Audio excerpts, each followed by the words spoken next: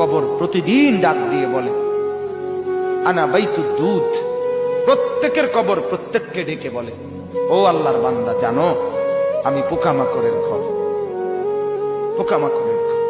তুমি তো সেই বান্দা যে একটা মশা কানের পাশ দিয়ে উড়ে গেলে তোমার ঘুম বন্ধ হয়ে যায়, চোখ মিলে যায়।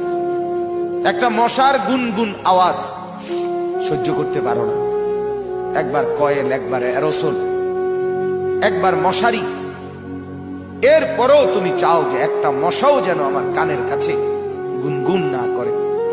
তো 5 ঘন্টার ঘুমের জন্য, 6 ঘন্টার ঘুমের জন্য বান্দা এই যত্ন নিলা, অনন্তকাল কিংবা বছরের পর বছর কবরের যে ঘুম দিবা, পড়ে থাকবা সেই ঘরে, পোকা মাকড়ের ঘর, সেই ঘরে তুমি ঘুমাইবা কেমনে, থাকবা?